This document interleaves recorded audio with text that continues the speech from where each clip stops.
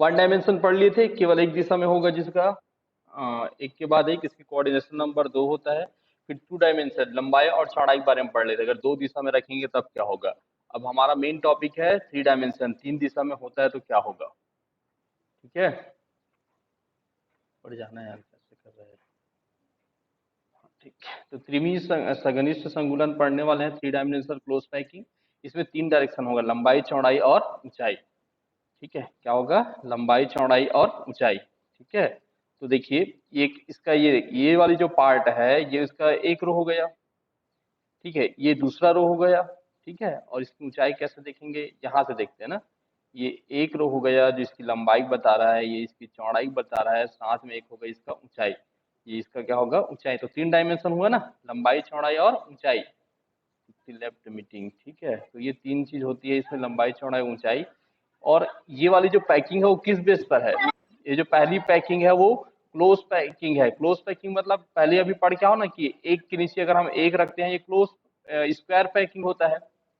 ठीक है, वर्ग पैकिंग में पढ़ो ना, एक के नीचे एक रखे तो ये क्या होता है, वर्ग पैकिंग। दूसरा क्या होता है तुम्हारा, हेक्सागोनल, षटकोनी। षटकोनी में क्या होता है, ऐसे दो बॉल के बीच में जो खाली बॉल बचा है उस जगह में रखते हैं। दो प्रकार के आपने पढ़ के आओ डायमेंशन में, टू डायमेंशन में।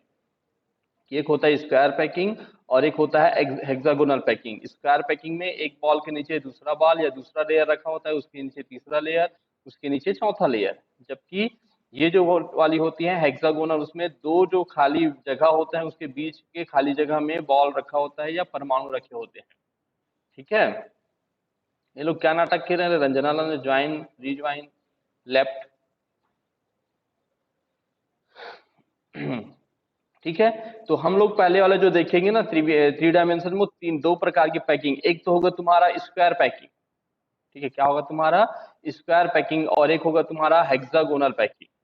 ठीक है, तो हेक्सागोनल जो स्क्वायर पैकिंग होता है उसमें क्या होता है, एक ही टाइप के बॉल रखे होते हैं, यहाँ पर दिख भी रहा है, जिसका कलर होगा एक ही समान, जो एक ही टाइप के परमाणु होंगे। अगर वो स्क्वायर में रखा होगा तब कैसा होगा, ये इस टाइप से स्ट्रक्चर बनाता है।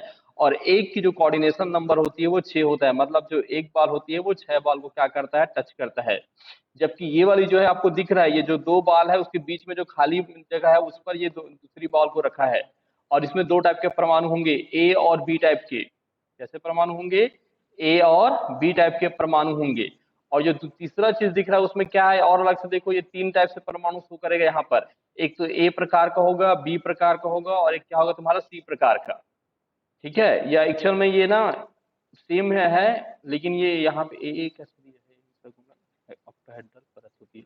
चलो ठीक है, तो ये समझे कि यहाँ पर ना परमाणु की क्वालिटी को बताया गया है कि अगर हम लंबाई में, चौड़ाई में और ऊंचाई में एक ही प्रकार के बॉल को रखते हैं या परमाणु को रखते हैं तो क्या बनाएगा। अगर साथ साथ उसको हम लोग कैसे पैकिंग करवाते हैं, स्क्वायर पैकिंग, एक के ऊपर एक या एक के ऊपर एक नीचे एक रखेंगे, तो ऐसे जो होता है वो स्क्वायर पैकिंग होता है। फिर उसके बाद है हेक्सागोनल। हेक्सागोनल की क्या खासियत होता है, इसकी एक खासियत होती है, इसमें दो तरह से आप बाल को रख सकते हो। एक तो आप पहला लेयर ए टाइप को रखोगे, उसके बाद दूसरा लेयर बी बी वाले को रखोगे, दूसरे कलर या दूसरे टाइप के परमाणु को। फिर जो तीसरा लेयर रखोगे वापस ए प्रकार को रखोगे। चौथा लेयर क्या होगा तुम्हारा, बी टाइप। पांचवा लेयर वापस ए टाइप, मतलब जो एक एक लेयर होगा एक ही टाइप का होगा। लेकिन जो ए बी सी टाइप का होगा उसमें क्या होता है, पहला लेयर एक कलर का होगा, दूसरा लेयर दूसरे कलर का, तीसरा लेयर तीसरे कलर का। या पहला लेयर एक टाइप का परमाणु होगा, दूसरा लेयर दूसरे टाइप का परमाणु होगा, और तीसरा लेयर क्या होगा, तीसरे टाइप का परमाणु होगा। हम ऐसे समझ सकते हैं कि अगर ये वाली लेयर को बात करें तो इसमें केवल और केवल हाइड्रोजन होगा, एक लेयर में पूरी हाइड्रोजन, लंबाई में भी हाइड्रोजन, चौड़ाई में भी हाइड्रोजन। ये ए भी लिखा, उसको कैसा समझ सकते हो आप, HCl से। कैसे समझ सकते हो, HCl से। एक लेयर किसका होगा, हाइड्रोजन का, उसका ऊपर वाला लेयर किसका होगा, तुम्हारा क्लोरीन का। ठीक है, ए भी लिखा, समझ रहे हो ना। और इसको आप कैसे समझ सकते हो, H2S, और क्या हो सकता है, HCl, H2O4, ऐसी मैं लिख देता हूँ ना, H2O4। H2O4 में क्या होगा तुम्हारा, एक लेयर हाइड्रोजन का, दूसरा लेयर किसका होगा तुम्हारा, सल्फर का, तीसरा लेयर किसका होगा तुम्हारा, ऑक्सीजन का। इस टाइप से लेयर रखा होता है परमाणुओं का। ठीक है, हेलो। तो ये चीजें होती हैं इसकी, जो भी होता है, जो ए टाइप का ये स्क्वायर पैकिंग आप ध्यान रखना, एक के बाद एक रखा हुआ है। और ये कैसा है तुम्हारा, हेक्सागोनल HCP लिखा हुआ है 3D में, लंबाई चौड़ाई ऊंचाई, और ये भी तुम्हारा है 3D में। अब इन दोनों में क्या अंतर है कि इसमें जो पहला लेयर है, उसके बाद दूसरा लेयर, उसके बाद तीसरा लेयर सेम पहले लेयर जैसा है, लेकिन जो इस टाइप का होता है एबीसी टाइप की पैकिंग, उसमें पहला लेयर ए टाइप का होगा, दूसरा लेयर बी टाइप का होगा, और जो तीसरा लेयर होगा वो सी टाइप का होगा। यहाँ पर लिखा हुआ है, यहाँ पे मिस हो गया होगा, ये जो तीसरा लेयर होगा वो क्या होगा तुम्हारा, सी टाइप का होगा। इस टाइप से इसमें पैकिंग होता है। आ रहा है समझ, नहीं आ रहा है? इसी पंक्ति में मान हेतु दूसरी पंक्ति की स्थिति का वर्णन कर। चलो यही पढ़ते हैं। तो पहला हम लोग पढ़ने वाला है, जब ये पैकिंग होता है तो इसमें व्हाइट से बनता है। कैसे व्हाइट से बनता है, यहाँ पे देखो, ठीक है, ये ए टाइप का हो गया और ये बी टाइप का, ठीक है। और ये हम लोग पैकिंग किसमें पढ़ने वाला है, एचसीपी में। किसमें पढ़ने वाले हैं, एचसीपी, हेक्सागोनल में। स्क्वायर में नहीं पढ़ रहे हैं हम लोग, जो हेक्सागोनल होगा उसमें पैकिंग पढ़ेंगे। तो पहला दिखा है तुम्हारा ट्राइगोनल वाइड्स। ट्राइगोनल वाइड्स माने क्या होगा, इस पंक्ति में तीन ए, सॉरी, क्लास, ठीक है। इस पंक्ति के तीन ए गोले की बन, हेलो हेलो, अच्छा ये जो, हाँ, ट्राइगोनल वाइड्स हम इसके लिए पढ़ रहे हैं, ठीक है। इसके लिए हम लोग ट्राइगोनल वाइड्स पढ़ेंगे, इसके लिए हम लोग क्या पढ़ेंगे, टेट्रागोनल वाइड्स पढ़ेंगे, और इसके लिए हम लोग पढ़ेंगे हेक्सागोनल वाइड्स, ठीक है। तो पहले पढ़ेंगे हम लोग ट्राइगोनल वाइड्स, त्रिफल की रिक्तियां। हिंदी में पढ़ेंगे, क्या पढ़ेंगे, त्रिफल की रिक्तियां, ठीक है। इसमें क्या होता है, जो त्रिफल की रिक्तियां होती है उसमें ये दिखेगा आपको कि प्रथम पंक्ति के तीन ए गोले से बनी रिक्ति को क्या बोलते हैं, त्रिगुणी रिक्ति या ट्राइगोनल वाइड्स या होल कहते हैं। ये तीन गोलों को क्या करता है, स्पर्श करता है। देखो यहाँ पर जो होगा ना ट्राइगोनल्स, तो वो क्या करता है, तीन गोले को क्या करता है, स्पर्श करता है। कैसे करता है, ये एक बॉल, ये दूसरी बॉल या दूसरा गोला, और ये क्या होगा तुम्हारा तीसरा गोला। और इसमें जो खाली जगह दिख रहा है ना, एकदम रिक्त है, जिसमें कुछ भी दिखाई नहीं दे रहा, उसको हम लोग वाइड से बोलते हैं। और जो खाली जगह होती है, अगर वो तीन बॉल से बना, उसको हम लोग क्या बोलते हैं, ट्राइगोनल होल। हाँ, रख दे, रख दे, हाँ ठीक है, हाँ हाँ हाँ, ठीक है, समझ आया। मतलब आपको ये देखना है कि यार माउस किधर गया, थोड़ा समझ नहीं आ रहा होगा तो अब मैं क्लियर कर रहा हूँ, उसको समझना। थोड़ा इधर उधर माइंड था तो हो नहीं पा रहा था। देखो ये जो है ना, स्क्वायर पैकिंग एक के बाद एक रखे हैं, साथ साथ में क्या करता है, जो एक बॉल होता है वो तीन बॉल को टच करते हुए रहता है। यानी कि ये जो है, ये तीन बॉल का हम एक लेयर बनाते हैं पहला में, इसके ऊपर जो दूसरा लेयर रखाएगा वो सेम टाइम करेगा, तीसरा लेयर भी क्या होगा, सेम टाइम करेगा। तो जो तीन बॉल एक दूसरे को टच कर रहे हैं, तो बीच में आपको खाली जगह दिखेगा। उस खाली जगह को हम लोग क्या बोलते हैं, वाइड्स या रिक्तियां बोलते हैं। और वाइड्स और रिक्तियों का बहुत वैल्यू है इस वाली पार्ट में, समझ रहे हो। तो ये वाली वाइड को हम लोग क्या बोलते हैं, ट्राइगोनस होल बोलते हैं, या हिंदी में बोलेंगे तो त्रिकोणी रिक्तियां। लेकिन अगर ये कब बनेगा त्रिकोणी रिक्तियां, जब पूरे के पूरे बॉल एक समान हो, ए टाइप का हो, तब बनेगा। और दूसरा फिर बनेगा तुम्हारा टेट्रागोनल वाइड्स। टेट्रागोनल वाइड्स मतलब क्या होगा, चतुष्फलकी रिक्तियां। चतुष्फलकी रिक्तियां कब बनेगा, जब आपका पहला लेयर ए टाइप का हो, और दूसरा लेयर बी टाइप का हो, तीसरा लेयर वापस ए टाइप का हो, चौथा लेयर फिर से क्या हो तुम्हारा बी टाइप का हो, फिर पांचवा लेयर वापस ए टाइप से हो। तो दो ही लेयर मिला है ए बी टाइप से, और उसके बाद एक के बाद एक हम रख रहे हैं। देखो ये पहला ए लेयर, फिर उसके ऊपर बी लेयर, फिर ए लेयर, फिर बी लेयर, ऐसे रखें, ठीक है। तो इस प्रकार जब लेयर रखते हैं तो बीच में खाली जगह छूट जाता है। अब वो खाली जगह कैसा होता है, देखो ये एक बॉल है, ये दूसरी बॉल है, तीसरी बॉल है, चौथी बॉल है। ये एक बॉल को पहले ऊपर शो कर रहा है, लेकिन इस बॉल को हम ऐसे कंडीशन में रख दें, ऐसे कंडीशन में रखेंगे तो आपको बीच में एक खाली जगह दिखेगा। उस खाली जगह को क्या बोलते हैं, चतुष्फलकी रिक्तियां। चतुष्फलकी रिक्तियां क्यों बोलते हैं, वो चार फलक बना लेता है। देखो ये एक फलक दिख रहा है, ये दूसरी फलक, तीसरी फलक, और इसके पीछे एक और फलक दिखेगा, चार फलक बना लेता है। ऐसी खाली जगह हो तो इसको हम लोग क्या बोलते हैं, चतुष्फलकी रिक्तियां। चतुष्फलकी रिक्तियां कब बनता है, जब ए बी परत में ए परत के गोले द्वारा उत्पन्न छिद्रों के ऊपर बी के गोलों को रखने पर एचसीपी पैकिंग होना चाहिए। और कैसी पैकिंग होना चाहिए, एचसीपी। देखो पहले आपने ए लेयर को रखा, उसके ऊपर जो ए और बी के बीच में जो खाली जगह होती है, वहां पर आप किसको रखोगे, बी को रखोगे। इस तरह से क्या होगा, एक बॉल चार बॉल, यानी कि एक बॉल चार बॉल को टच, यानी कि क्या होगा, एक चार बॉल एक दूसरे को टच करते रहेंगे। और जब चार बॉल एक दूसरे को टच करते रहेंगे तो बीच में एक खाली जगह होगा। उस खाली जगह को क्या बोलते हैं, छिद्र या रिक्तियां। हम लोग को रिक्तियां बोले, या इंग्लिश में उसको हम लोग क्या बोलते हैं, होल बोलते हैं, या वाइड्स बोलते हैं, ठीक है, तो ये होल जो अंदर में जो खाली जगह बना है वो किससे मिलकर बना है? 4 बॉल से, 1 बॉल, 2 बॉल, 3 बार और 4 बॉल। और ये चीजें भी आपको समझा रहा है कि जो 3 बॉल है तो वो एक ही टाइप का ए टाइप का है, और ये जो दूसरी ये वाली जो अलग कलर शो कर रहा है वो कैसा वाला है? तुम्हारा बी टाइप के परमाणु है। ठीक है, अब ये 4 बॉल मिलकर एक होल बनाते हैं जिसको हम लोग क्या बोलते हैं? Tetrahedral wides. क्या बोलते हैं? Tetrahedral wides. हो कि नहीं हो? Yes sir. आ रहा है ना समझ? Yes sir. ठीक, ओके। नेक्स्ट होगा तुम्हारा, अब ये समझ रहे हो ना कि पहले तो ना पहला ये वाले पढ़े वो स्क्वायर पैकिंग है, ये दोनों के दोनों एचसीपी है, और स्क्वायर और एचसीपी क्या होता है मैं बता चुका हूँ। जो 4 बॉल को टच करते रहता है उसको हम लोग स्क्वायर बोलते हैं, 6 बॉल आपस में टच करते हैं उसको हम लोग क्या बोलते हैं? एचसीपी बोलते हैं, हेक्सागोनल। अब ये जो बॉल टच करते रहता है, आप देखना ना 4 बॉल या किसी बॉल को रख के देखना, बीच में जो खाली जगह बन जाता है उसको हम लोग क्या बोलते हैं? वाइड्स बोलते हैं। तो 3 बॉल जो एक ही कलर वाला होता है वो टेट्रागोनल वाइड्स बनाता है। जो ए बी लेयर से मिलकर बना होता है, पहला लेयर ए दूसरा लेयर बी, वो टेट्रागोनल वाइड से बनाता है जिसको टी से डिनोट करते हैं हम लोग। और एक होता है तुम्हारा ऑक्टाहेड्रल वाइड, जिसमें 3 लेयर होंगे। कौन कौन से लेयर होंगे? A B C. पहला लेयर ए टाइप का होगा, दूसरा लेयर बी टाइप का होगा, तीसरा लेयर सी टाइप का होगा। उसके बाद का जो लेयर होगा वो वापस कैसा होगा तुम्हारा? ए टाइप का, उसके बाद का लेयर बी टाइप का, उसके बाद का लेयर सी टाइप का, उसके बाद फिर से ए बी सी रिपीट होगा। ऐसे 3 अलग अलग लेयर होंगे, समझ रहे हो? अगर ये 3 लेयर होंगे तो क्या होगा? ए बी सी परत में ये रिक्तियां प्रथम परत की त्रिकोणीय रिक्तियां एवं द्वितीय परत की त्रिकोणीय रिक्तियों से बनती है। क्या कहता है? प्रथम, देखो याद रखो कि बीच में आपका ये बी वाला बार रखा है, इसके नीचे आपका ए वाले बार रखा है, तो यहाँ पर एक रिक्तियां बनेगा नहीं बनेगा? खाली जगह होगा। उसी प्रकार सी वाला रखा है, तो ऐसे दो त्रिकोणीय त्रिकोणीय जो रिक्तियां होती हैं वो आपस में मिलकर क्या बनाते हैं तुम्हारे? क्या बनाते हैं? अष्टफल की रिक्तियां बनाते हैं। और जो अष्टफल की रिक्तियां होती है उसको हम लोग कैसे प्रदर्शित करते हैं? ओ से प्रदर्शित करते हैं। और जो अष्टफल की रिक्तियां होती हैं वो कितने गोलों का मिलकर बना होता है? 6 गोलों को क्या करता है? स्पर्श करता है। यहाँ ध्यान से देखो, ये ऊपर में 3, यहाँ पे 3 और ये वाली 3, और ये 3 मिलकर पूरे के पूरे क्या करेंगे?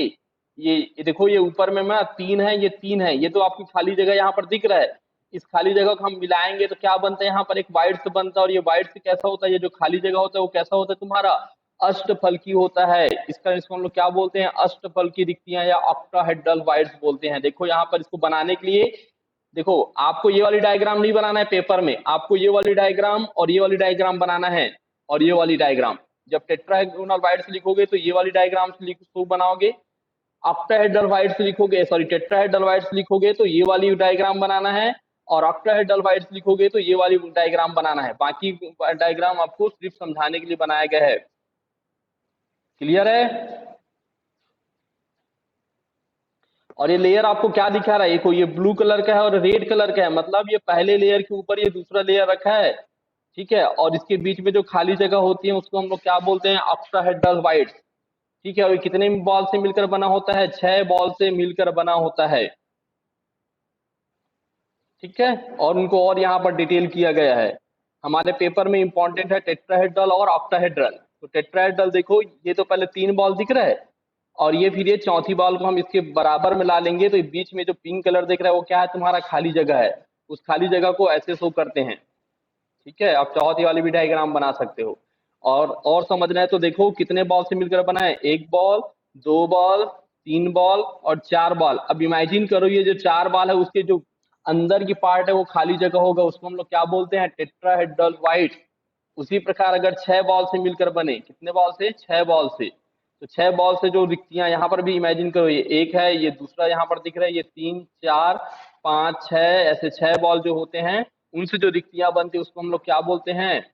Octahedral wides. तो ये उसी चीज को समझा रहा है, ये ऑक्टाहेड्रल वाइड्स को समझा रहा है, 6 बॉल से मिलकर बना है। और ये टेट्राहेड्रल वाइड्स को समझा रहा है जो 4 बॉल से मिलकर बना है। और वो जो यहाँ पर जो रेड कलर दिख रहा है ना वो खाली जगह है, और यहाँ पर भी एक त्रिकोणीय लेयर दिख रहा है वो क्या है? खाली जगह है। उसी के बारे में हम पूरी पढ़ाई कर रहे हैं। ठीक है, यहाँ तक समझ आया? Hello, sir. ठीक है, आ गया? अब उसको हम पूरी रूप से लिखना चाहें तो कैसे लिख सकते हैं, यहाँ पर और डिटेल है कि ऑक्टाहेड्रल वाइड्स टेट्राहेड्रल वाइड्स कैसे बनता है। ठीक है, प्रथम लेयर, द्वितीय लेयर, ठीक है, ये वाला टॉपिक। तीसरी परत की स्थिति, अगर तीसरी परत रखेंगे तो क्या होगा, तो पहले तो हमने पढ़ लिया था कि हमको केवल ए को लंबाई चौड़ाई ऊंचाई में रख रहे हैं, फिर हमने क्या पढ़ा, ए बी को रख रहे हैं, उसके बाद हमने किसको पढ़ा, ए बी सी को रख रहे हैं। तो जो तीसरी परत रखते हैं वो हमारे लिए इंपॉर्टेंट होता है, और उसी के बेस पर है कि तीसरी परत की स्थिति त्रिविमीय ससंकुलन या 3 डायमेंशन क्लोज पैकिंग में के निर्माण में द्वितीय परत पर तीसरी परत की स्थिति में से निम्न दो संभावनाएं होती हैं। आपने क्या किया, देखो पहले परत रखे ए टाइप से, फिर उसके ऊपर क्या रखे, बी टाइप से, उसके बाद आप तीसरी परत रखते हो सी टाइप से। तो सी टाइप से रखते हो, या एक मिनट ना, इसको समझिए, जो बोल रहा है उसको ध्यान से देखना। ये वाला देखो, ये ए टाइप का है और व्हाइट नहीं दिख रहा है, फिर भी उसको व्हाइट मानो, ये ए है, ये बी है। क्लियर है? आप एक बी के ऊपर अगर वापस ए रख दोगे, ए बी के ऊपर एक वापस से एक ए रख दोगे, तो कैसा पैकिंग बनाएगा, हेक्सागोनल क्लोज पैकिंग या एचसीपी बनाएगा वो। लेकिन ए के जगह आप तीसरी लेयर किसके रख देते हो, सी रख देते हो, तो क्या बनाता है तुम्हारा, सीसीपी। ये चीज याद रखना है। कितनों को समझ आया ये वाला लाइन?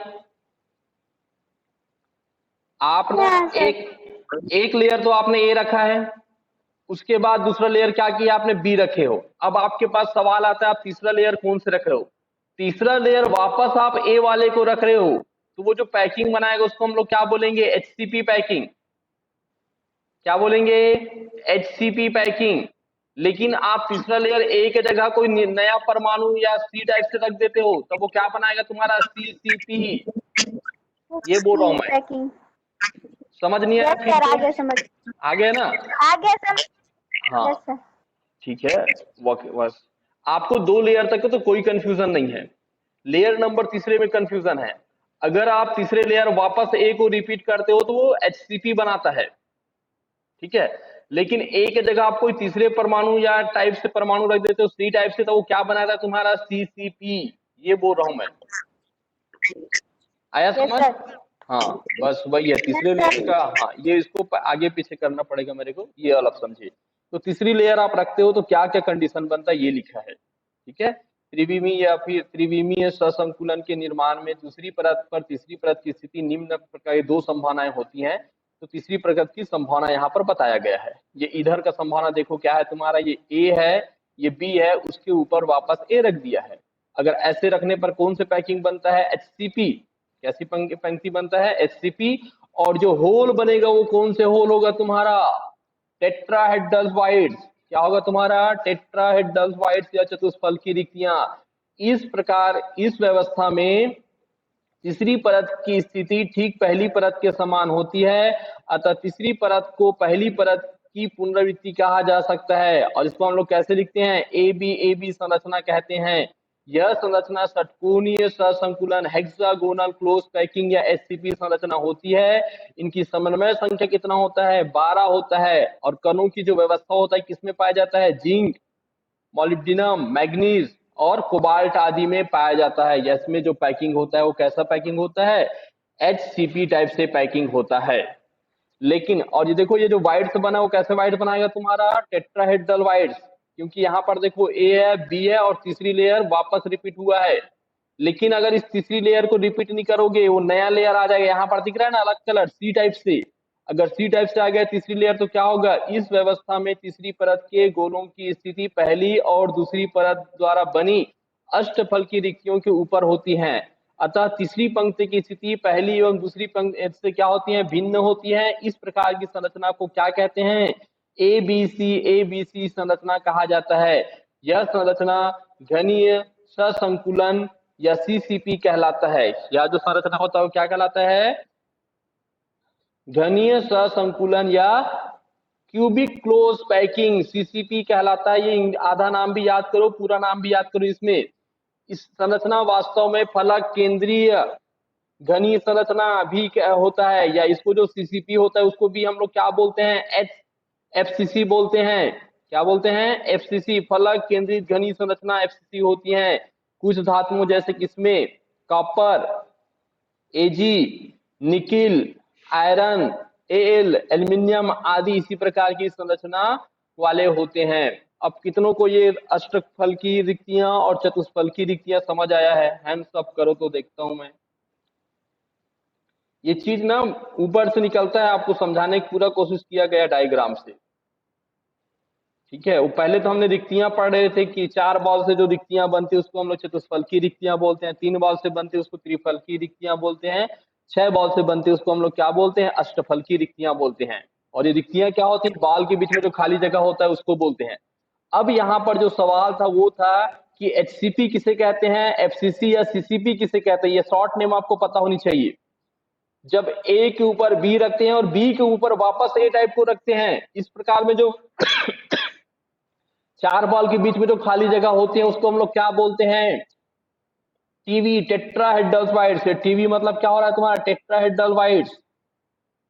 ठीक है, और अगर हम ए के जगह एक सी तीसरा लेयर, जो तीसरा लेयर होता है उसमें नए टाइप के परमाणु रख देते हैं या सी लेयर रख देते हैं, तो वो जो वाइड्स बनाती है उसको हम लोग क्या बोलते हैं? Octahedral wides.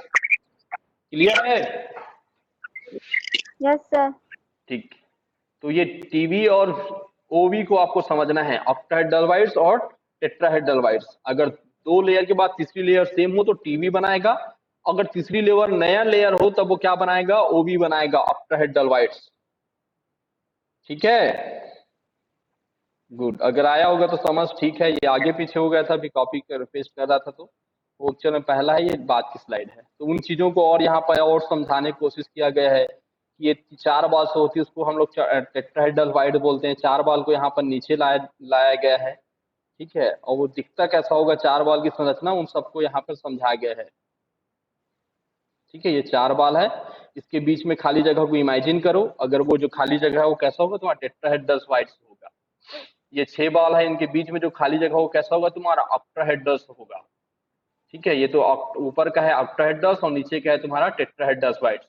आपको डायग्राम बनाते समय क्या ध्यान रखना है? टेट्राहेड्रस के लिए कौन सा डायग्राम बनाना है? ये वाली डायग्राम। ये तो समझाने के लिए बना दिया गया था टेट्राहेड्रस के लिए, और ऑक्टाहेड्रस के लिए ये वाली डायग्राम बनाना है। ठीक है, और इन्हीं चीज को वापस 6 बुक से बॉल्स भी। हाँ, ओके, तो ये वाइड्स हमारा वहां पर क्लियर होता है। ठीक है, सीसीपी को एफसीसी भी बोलते हैं, याद रखना। अब हम लोग ये समझेंगे कि ये जो बॉल रखी हुई है यूनिट सेल, उनमें हम लोग रिलेशन पढ़ेंगे। किसके किसके बीच पढ़ेंगे? हम लोग क्यूबिक क्रॉस पैकिंग के बारे में पढ़ रहे हैं। अच्छा, तुम लोग को मैं होमवर्क दिया था, किसी को कान में जरूर नहीं चलता क्या? ब्रेविस स्ट्रक्चर बना तो आगे का थोड़ा सा आ जाता है गुस्सा। ठीक है, जब बच्चे मेहनत करते ना दिखे तो आता है। हम लोग आपके लिए मेहनत करते हैं, ये स्लाइड ऐसे नहीं बन जाता है, रात और दिन भिड़ते हैं तब बनता है ये। ठीक है, और जिसको जैसी करनी वैसे भरेंगे, मैं बता देता हूँ, बाद में बोलना मत तिवारी सर ऐसे किए वैसे किए। चलो, अब हम लोग पढ़ने वाले हैं घनी इकाई सेल में समीपस्थ परमाणु के बीच की दूरी है। अब इनको समझना है कि समीपस्थ परमाणु के बीच की दूरी क्या है। किसी की माइक चालू है बंद कर दो, तो कट आवाज आ रहा है। कि बीच की दूरी क्या होती है, परमाणु त्रिज्या क्या होता है और कोर की लंबाई क्या होता है। इन 3 चीज में हम लोग संबंध देखेंगे। आप ऊपर का टॉपिक पढ़ लिए, टॉपिक पढ़ते ही माइंड में रखिए घनी इकाई सेल। घनी इकाई सेल कहने का मतलब क्या है? वर्ग के बारे में बोल रहा है जिसकी लंबाई चौड़ाई और ऊंचाई बराबर होता है। लंबाई चौड़ाई और ऊंचाई जिसकी बराबर होता है, A is equal to all equal, उसको हम लोग क्या बोलते हैं? घनी, या लंबाई ए जो भी होगा ना ए, उसको हम लोग ए बोलेंगे यहाँ पर। ठीक है, तो उसको हम लोग सॉरी, ये ऊपर क्यों नहीं जा रहा है? ठीक है, तो इसमें आपको क्या चीज पता होनी चाहिए? आपने पहले ही पढ़ लिया कि इकाई सेल किसे कहते हैं, तो इकाई सेल जानते हो जिसकी लंबाई चौड़ाई ऊंचाई बराबर हो तो इसको इकाई सेल कहते हैं। इसमें आप 3 चीज आपको देखना है। एक तो देखना है परमाणुओं की बीच की दूरी, परमाणु की बीच की दूरी कैसे प्रदर्शित करते हैं? डी से। दूसरा आता है परमाणु की त्रिज्या, और तीसरा आता है कोर लंबाई। इन पर आपको संबंध देखना है और ये याद होना चाहिए संबंध। बहुत सारे मैथमेटिक्स गणित आता है, इसको बनाता है। ठीक है, तो पहले हम लोग देखेंगे सरल घनीय सेल पर। सरल घनीय सेल किसको बोलते हैं? जिसके केवल कॉर्नर पर इकाई परमाणु होते हैं। 8 कॉर्नर होते हैं और 8 पर जो इकाई परमाणु होते हैं उसको हम लोग क्या बोलते हैं? सरल घनीय क्यूबिक सेल। हमको इसकी क्या पता है कि केवल एक परमाणु का 1/8वां हिस्सा यूनिट सेल के अंतर्गत होता है, और ऐसे निकालते हैं तो इसके अंदर हमको जो यूनिट सेल की वैल्यू मिलता है वो 1 के बराबर मिलता है।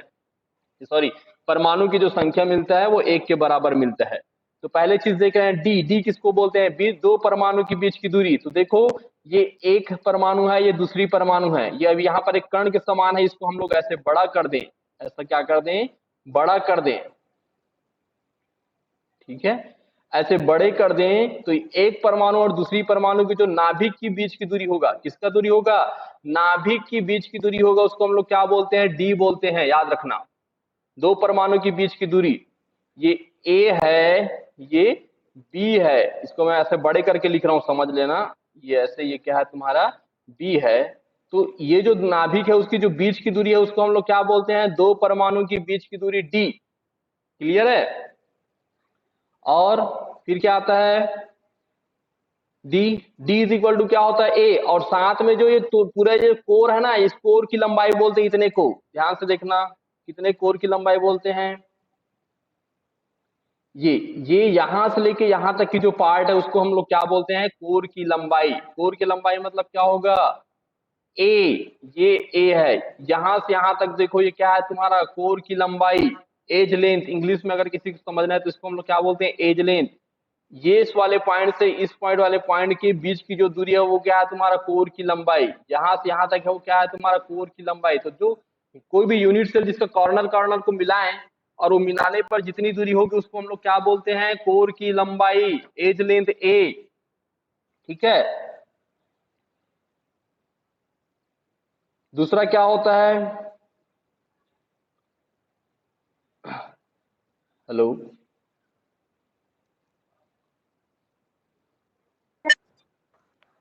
कभी कभी ये काम नहीं करता है, हाँ ठीक है, ठीक है। और एक आया आपको क्या, यहाँ पर क्या लिखना है, परमाणु की त्रिज्या। तो ये इमेजिन करो कि यहाँ पर एक परमाणु है, ठीक है, ये एक तो डॉट से शो कर रहे हैं, यहाँ पर एक बड़ा सा परमाणु होगा। तो इस परमाणु का उसके नाभिक से लेके बाह्य जो अंतिम कक्षा होगा उसकी बीच की दूरी को हम लोग क्या बोलते हैं, परमाणु त्रिज्या आर। जैसे कि ये वाला इसमें इमेजिन करो कि इसका नाभिक है, इसके बाहरी कक्षक होगा कि नहीं होगा, अगर S1 S2 बहुत सारे कक्षक होते ही नहीं होते उसमें, KLMN करके अगर हम बोर के देखें तो जो आउटर मोस्ट कक्षा होती है उनकी जो बीच की दूरी होती है उसको हम लोग क्या बोलते हैं, आर बोलते हैं, परमाणु त्रिज्या। तो तीनों चीज तुमको क्लियर हो गया है। ए मतलब क्या होगा, दो परमाणु के बीच की दूरी। तो इसमें तो दो परमाणु आपको दिख रहा है कि ये पहला परमाणु है, इसको मैं ठीक से बना रहा हूं, ये पहला परमाणु ऐसे रख देते हैं और ये दूसरा परमाणु है, ठीक है। ये इनकी बीच की जो दूरी होगा इज इक्वल टू क्या होता है तुम्हारा, दो परमाणु की बीच की दूरी। साथ साथ में ये दूरी आपको क्या दिख रहा है, इसका एज लेंथ दिख रहा है, कोर की लंबाई। दोनों कोर को मिलाएंगे तो ये इसकी कोर की लंबाई आएगा कि नहीं आएगा, ये पहला कोर है ये दूसरा कोर है, मिला रहे हैं तो कोर की लंबाई। तो यहाँ पर क्या दिख रहा है तुमको, D is equal to A B, और A B is equal to क्या होगा, देखो ये साथ साथ में देखो, ये पहला परमाणु है जिसकी दूरी, पहले परमाणु की जो त्रिज्या है वो आर है, ये दूसरी परमाणु इसकी त्रिज्या भी क्या, आर है। इसको हम मिलाएंगे तो यहाँ से यहाँ तक का डिस्टेंस आर है, यहाँ के यहाँ तक का डिस्टेंस आर है। तो D is equal to A B, और A B is equal to क्या होगा तुम्हारा, ए, एज लेंथ, और edge length is equal to क्या होगा तुम्हारा, 2r के बराबर आ रहा है, आ रहा है कि नहीं आ रहा है। तो r इज इक्वल टू क्या होगा, अगर हम r की वैल्यू निकालेंगे तो a/2, या हम ये बोल सकते हैं कि परमाणु त्रिज्या क्या होता है तुम्हारा, कोर लंबाई के आधे के बराबर होता है। ये नियम किसके लिए है तुम्हारा, सरल घनी जालक के लिए, एफसीसी एससीसी के लिए है। आया Yes, समझ, sir. ठीक है। दूसरा हम लोग पढ़ रहे हैं तुम्हारा किसके लिए, एफसीसी के लिए। तो एफसीसी के लिए यहाँ पर ना थोड़ी चीजें बदल जाएगा, ठीक है। किसके क्या होता है तुम्हारा, देखो एक तो कॉर्नर पर होता है, फिर बाकी किस पर होता है तुम्हारा, एफसीसी में फलक पर होता है। तो यहाँ पर तो ये तीन परमाणु के बारे में पढ़ेंगे जो एक दूसरे को टच कर रहे हैं, ठीक है। तो हम यहाँ पर कुछ पॉइंट हो गए उसको ध्यान से देखेंगे। तो पहला हम लोग क्या देख रहे हैं, डी। डी मतलब क्या होता है, परमाणु की बीच की दूरी। क्या होता है, डी मतलब क्या होता है, परमाणु की बीच की दूरी। यहाँ पर तीन परमाणु देखेंगे, एक पहला परमाणु, ये दूसरा परमाणु, और ये क्या होगा तुम्हारा, तीसरा परमाणु। और ये पहले दूसरे तीसरे को मिला देंगे तो हमको ये देखो, यहाँ पर अगर हम देखना चाहे ना तो ये एक परमाणु, ये दूसरा परमाणु, तीसरा परमाणु, या सॉरी मैं इसको ऐसे समझाता हूँ, ये 3 परमाणु आपको देखना है, ये पहला परमाणु है और ये दूसरा परमाणु है, ये तीसरा परमाणु है। तो हम यहाँ पर क्या करेंगे, तीनों की परमाणु के बीच की दूरी निकालेंगे। तो ये परमाणु की दूरी इज इक्वल टू क्या रहा है, तुमको देखो AC, अलग से और डिटेल करके देख दिया है, क्या है तुम्हारा AC। तो परमाणु की दूरी इज इक्वल का AC बाई, हमने यहाँ पर निकाला AC इज इक्वल बाई क्या होगा तुम्हारा 2, आधा के बराबर होगा। तो AC तो हमने निकाल लिया कि AC है, इसको हमने फिर क्या कर दिया, 2 से भाग दे दिया। D मतलब एक तो व्यास भी होता है ना, त्रिज्या निकालना चाहे तो। ठीक है, तो ये कैसे निकलेगा, AC की वैल्यू कैसे निकलेगा, तो AC इज इक्वल टू क्या होगा तुम्हारा ABC, एक त्रिभुज आपको दिख रहा होगा यहाँ पर, कहाँ दिख रहा है इसमें त्रिभुज ABC, देखो ये A, ये B और ये C, ये कैसे आपको त्रिभुज मिला है, उसको यहाँ पर ऐसा समझा दिया है, ABC एक त्रिभुज है। ठीक है, इस त्रिभुज में आप क्या लगाओगे, पाइथागोरस प्रमेय लगाओगे, ये है कि नहीं है। ये सबसे बड़ा क्या है तुम्हारा, विकर्ण है, ये इसका आधार है, ये इसका क्या है, लंब है। तो आप यहाँ पर पाइथागोरस प्रमेय निकाल लगाओगे, AC square is equal to क्या होगा, AB का वर्ग प्लस BC का वर्ग। और जब ऐसे फॉर्मूला लगाओ तो आपको क्या दिख रहा है कि जो AB है, AB मतलब क्या हो तुम्हारा, एज लेंथ तो है ना, देखो ये AB क्या है तुम्हारा, एज लेंथ है। तो एज लेंथ मतलब क्या होगा, AB तो तुमको मिल गया, कि हमको क्या पता है, एक लेंथ से दूसरे लेंथ की जो दूरी होती है उसको हम लोग क्या बोलते हैं, एज लेंथ। तो एज लेंथ बराबर क्या मिलता है आपको, A। तो आपने AB को क्या लिखा, A, वर्ग लगा इसलिए क्या हुआ, वर्ग। BC क्या है तुम्हारा, ध्यान से देखो, BC भी तुम्हारा एज लेंथ है, ये B और ये C, ये एज लेंथ है कि नहीं है, कॉर्नर की कोर लंबाई है कि नहीं, ये भी तुम्हारा क्या है, कोर लंबाई। कोर लंबाई को हम लोग क्या बोलते हैं, A। तो हमने यहाँ पर BC को क्या लिख दिया, A वर्ग। ठीक है, लेकिन आपको AC क्या मिला है वो ध्यान से देखो, AC यहां से यहां तक को देखोगे आप लोग तो क्या मिला है, ये देखो परमाणु के बीच की त्रिज्या दिख रहा है, देखो यहां से यहां तक के देख के जाओगे तो ये पहले परमाणु की त्रिज्या आधा मिल रहा है। ठीक है, लेकिन ये सेंटर में तो पूरा है, तो सेंटर में पूरा है तो इधर भी आर है और इधर भी आर है, तो ये एक आर, ये दूसरा आर और ये तीसरे का आर। आर मतलब जानते हो ना परमाणु त्रिज्या, तो ये स्मॉल आर। तो AC इज इक्वल टू क्या होगा तुम्हारा, 1R 2R 3R 4R, चारों आर को जोड़ देंगे तो क्या होगा तुम्हारा 4R, और वर्ग लगा इसलिए क्या होगा, वर्ग। आया समझ, हेलो। हम लोग ये त्रिभुज में यस बात सर। कर रहे हैं, ये वाली त्रिभुज में ABC जो त्रिभुज है उस पर बात कर रहे हैं। तो हमने पहले क्या निकाला, ये पाइथागोरस प्रमेय लगा दिए हैं, फिर हमने क्या देखा, AB is equal to edge length है, BC इज इक्वल टू क्या है तुम्हारा, एज लेंथ है। हमको AC का वैल्यू निकालना था, और AC में कितने परमाणु रखे हैं तुम्हारे, 3 परमाणु। 3 परमाणु का 2 त्रिज्या आ रहा है और 2 और परमाणु का आधा आधा त्रिज्या आ रहा है, मतलब एक एक त्रिज्या आ रहा है। तो ऐसे करेंगे तो हमको क्या वैल्यू मिलता है, 4R मिलता है, और 4R मिलता है तो फिर इसको जोड़ देंगे तो 2A square is equal to 4, ये 4 छंग 16 हो जाएगा ना, 16R का वर्ग। यहाँ पर वैल्यू रखो, जब इसको भाग देंगे तो हमको क्या मिलता है, एक A का वर्ग 8A का वर्ग, जनरल मैथ्स में ये। ठीक है, इन सब की वैल्यू निकालते तो हमको क्या मिलता है, A अंडर रूट 2R आया। यहाँ पर हम क्या वैल्यू रखेंगे, R को रखेंगे तो हमको क्या मिलता है, A/2 अंडर रूट 2। फिर जो अंडर रूट 2 है या दो करनी 2 है, इसका हम लोग क्या करते हैं, करणीकरण करते हैं ना, एक पढ़े हो कि नहीं पढ़े हो, करणीकरण करते हैं, क्या करते हैं, इन जो चीज होती है करनी 2, इसकी गुना हम अंश और हर दोनों के साथ करेंगे।